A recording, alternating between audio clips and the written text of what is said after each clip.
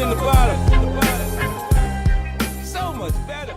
Move on to our next segment. As y'all know, our next segment is the sneaky links, Big Bang sneaky links.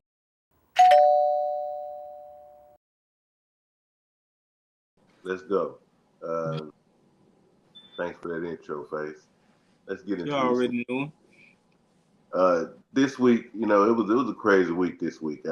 I mean, we added some stuff to the sneaky links that we ain't never added before. So let's go ahead and get on into it. Coming in at number 5, for the first time, we add a non-player to the roster. I was thoroughly impressed with the Green Bay Packers defense this week. Man, them niggas had 8 sacks, a fumble recovery, 2 INTs, and they racked up 21 points. That even though North was rolling with other players, that was big for Green Bay to come through with 21 points for him this week. And I mean, they had a massive week going on this week. Number 4, man, this guy, I mean, he might not be your favorite player, but he's always there when he's needed. The Red Rifle, Andy Dalton, with a blistering 24-5-6 coming off the pine. I mean, like Bryce Young.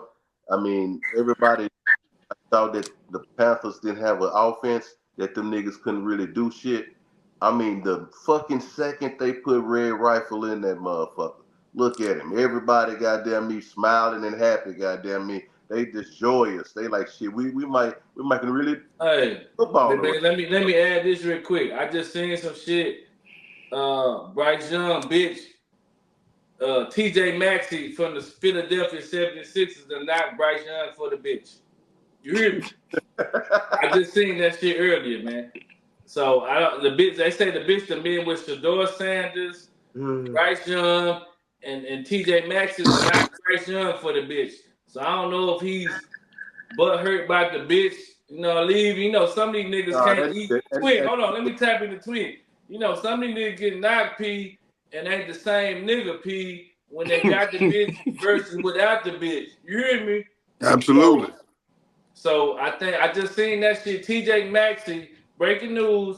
TJ Maxey knocked Bryce Young for the bitch. That is definitely some breaking news right there, Swift. With that nigga right there, he gonna be out the league in the next year or two. We're coming in at number 3.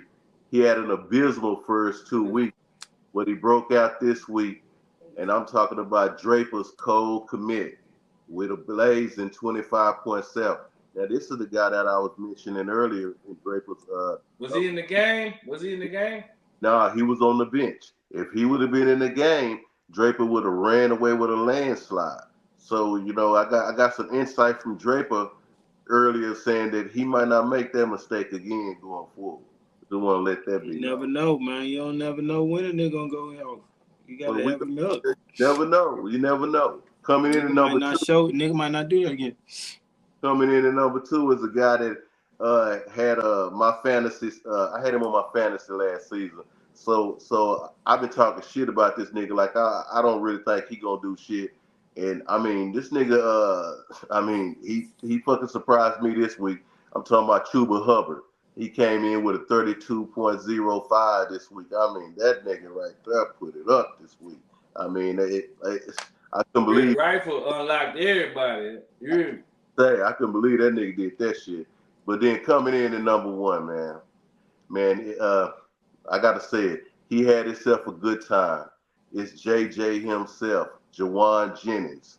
He was dynamite with 46.5 this week, and he put me to bed. And it wasn't even a doubt when he got through doing. And don't let that go over you niggas' head, man. And that's Banks sneaky links right there. Before we move on, y'all, you know what we got this week. We got that beauty of the week. And this week, it's a Dominican volleyball player by the name of Winifred Fernandez.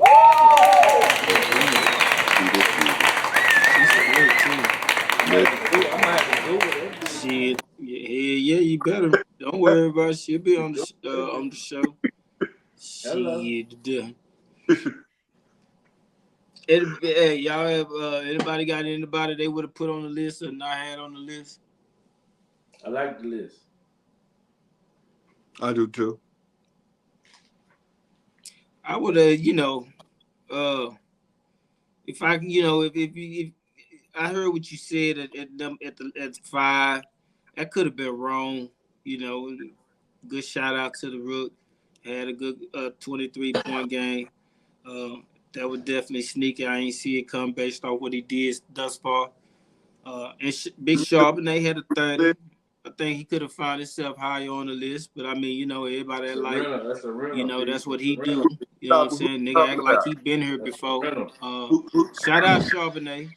Oh no, Charbonnet. Yeah, you're right. Like once you 3 sons in one day in the sip of Chardonnay.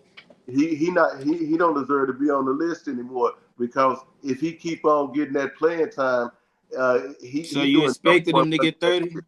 You expected him to get 30? No, I'm saying he doing number one running back shit. He's a rental. He's a rental, gang. He's a rental. If you're number one running back, then you're not a sneaky link. Nah, he's a rental. He's not a sneaky link. People expect shit out of a number one running back. So you expect him as a rental? You expect that it's gonna run, like he gonna do what it's supposed to do?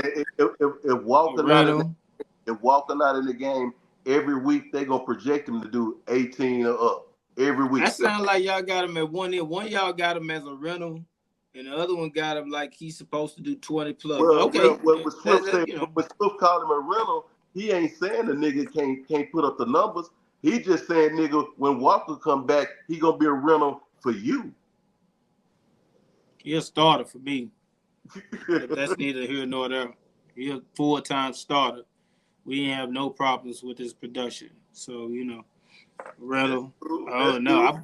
I invested wholeheartedly. I didn't get this. Not a short-term lease. Yeah, this cashed out, paid for. I'm just saying though. Top is so much better than the bottom.